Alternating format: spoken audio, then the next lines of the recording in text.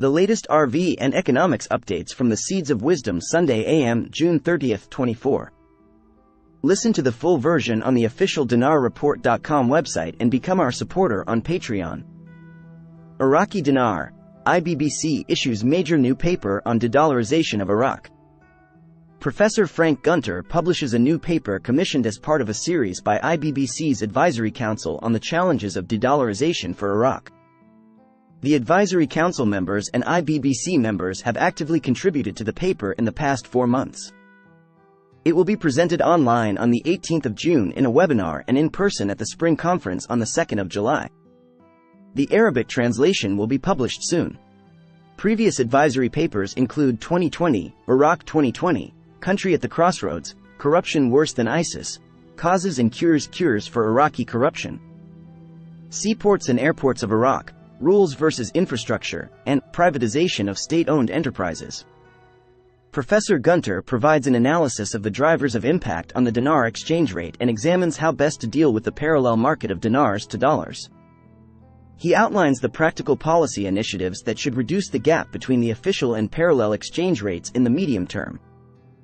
In particular, he lauds the government of Iraq on its commitment to tackle corruption and to modernize the banking system in one fell swoop, but warns of the pressure on the dinar exchange rate as budgets are overstretched and the new banking recipients, state banks, receive the liquidity to enable the economy to perform.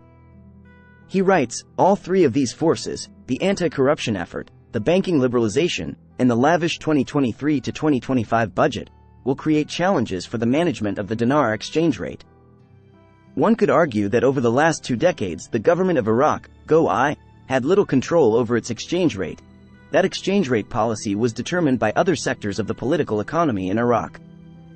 But even if this is true, the level of the exchange rate and changes in that level are believed by many Iraqis and foreigners as providing valuable insight into the quality of economic management in Iraq. This importance is exemplified by the current efforts to de-dollarize the Iraqi economy while there is excess demand for dollars. This excess demand is shown by a parallel exchange rate of roughly 1,500 dinars per dollar compared to the official exchange rate of 1,310 dinars per dollar. An important cause of this exchange rate gap is that the GOI, with the strong encouragement of the U.S. Federal Reserve, is attempting to reduce the use of the U.S. dollar in both Iraq's internal economy and its external transactions. Since 2003, the U.S. dollar has facilitated economic growth in Iraq by providing a widely accepted medium of exchange for purchases as well as a reliable store of value for savings.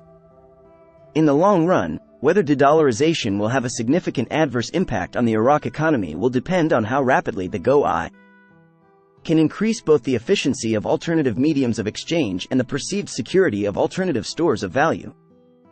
To boost foreign investments, Iraq signs Singapore Convention. From the UN Development Programme, UNDP. Any opinions expressed are those of the authors, and do not necessarily reflect the views of Iraq Business News.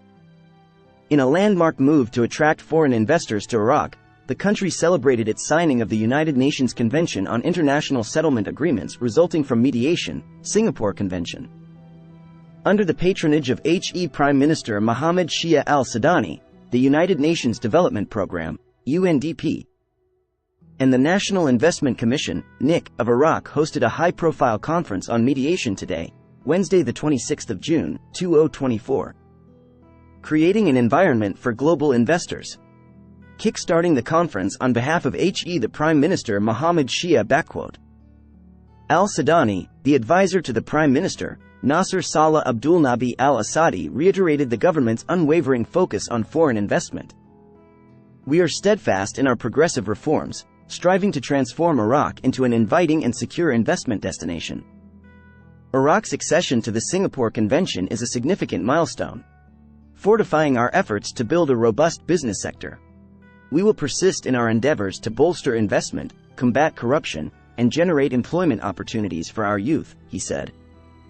On April 17, 2024, Iraq took a significant step by signing the Singapore Convention, as the convention eases enforcement of mediated settlement agreements, paving the way for enhanced international trade and commerce between countries. Iraq is ready to strengthen its collaboration with countries across the globe to foster investment as well as diversify and increase its trade.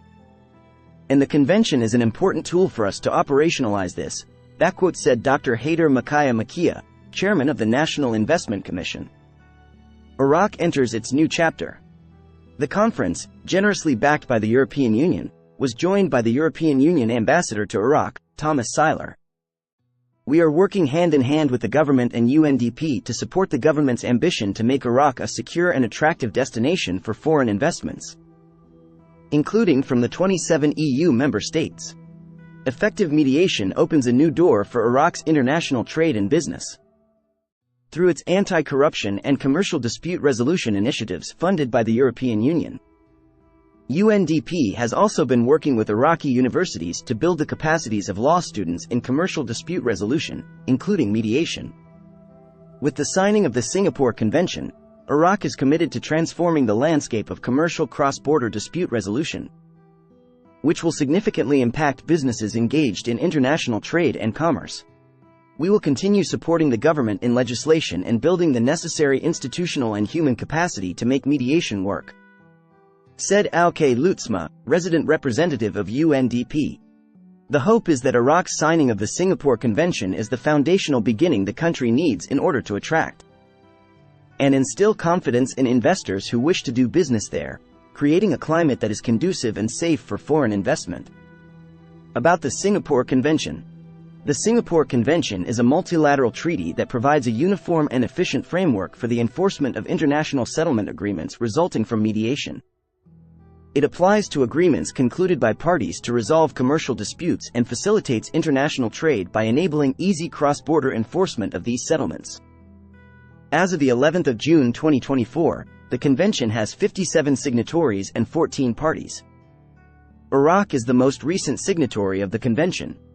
About UNDP's Commercial Dispute Resolution Initiative. To create an inclusive ecosystem for investors and boost foreign investment, UNDP has been strengthening commercial dispute resolution legislation and practices in Iraq. In addition to the support for mediation, the initiative includes technical support for drafting new law on arbitration in compliance with the UNCITRAL Model Law on International Commercial Arbitration and International Best Practices. By facilitating consultations, workshops, and discussions with a broad range of stakeholders, UNDP aims to enhance capacity building and mainstream efficient commercial dispute resolution practices across the country. Dragon Bond. What it means, how it works. A dragon bond is a long-term debt security issued by firms operating in Asian nations, excluding Japan, but denominated in foreign, stable currencies, such as the US dollar, USD, or the Japanese yen, JPY. Dragon bonds are Asian corporate bonds, ex-Japan, but denominated in a foreign currency. Dragon bonds are denominated in currencies deemed to be more stable than the home currency to help mitigate the foreign exchange risk. Dragon bonds, introduced by the Asian Development Bank, ADB, in 1991, are analogous to Eurobonds issued by European corporations in foreign currencies. Understanding dragon bonds. A dragon bond is a fixed income security denominated in currencies deemed more stable than the home currency. It is seen as more attractive to foreign investors as a result. The rationale for structuring them to be as appealing as possible to investors outside of Asia is because they mitigate the foreign exchange risk that can impact returns as currency values fluctuate. Dragon bonds are similar to Eurobonds in that they are denominated in foreign currencies that are liquid and stable, but in the Asian context instead of Europe.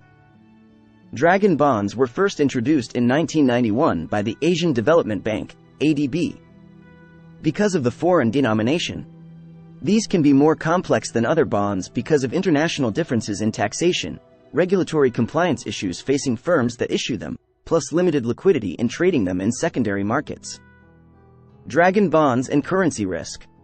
Dragon bonds were created to broaden the market for fixed income securities in Asia and develop more active Asian financial markets. Although Asian companies had issued bonds in local currencies, they appealed mostly to domestic investors, limiting access to capital. Foreign investors were often reluctant to buy bonds dominated in currencies that could fluctuate rapidly. Currencies such as the US dollar and Japanese yen were considered stable enough for accumulating assets. For example, an Indonesian company might issue a 20-year bond denominated in Indonesian rupiah, IDR, with a coupon rate of 4% paid annually. If the US dollar Indonesian rupiah, USD, IDR, were 10,000 rupiahs per 1 US dollar, then a 100 million rupiah bond would be the equivalent of $10,000. Each interest payment of 4 million rupiah would represent $400 at the time the bond is issued. To an Indonesian investor, an investment of 100 million rupiah would pay 4 million rupiah per year with return of principal after 20 years. But for an investor buying such a bond with US dollars, an unfavorable movement between the relative value of the two currencies could create extra risk. If in the next year the exchange rate shifted from 10,000 Indonesian rupiahs per 1 United States dollar to 11,000 Indonesian rupiahs per 1 United States dollar, then the first coupon payment of 4 million rupiah would only be worth only about $364 instead of $400 as anticipated when the bond was first issued. The bond's 100 million rupiah face value would be worth about $9,091. And if the prevailing interest rate moves up, the value of the bond would be even lower. However, a dragon bond denominated in USD, while still subject to interest rate risk, would not be subject to currency risk. The regional economy has changed significantly in the years since the introduction of dragon bonds in 1991, including the 1997 Asian financial crisis and the growth of the Chinese economy. However, dragon bonds continue to help Asian markets attract more foreign investment. Listen to the full version on the official dinarreport.com website and become our supporter on Patreon. Source: Dinar Recaps.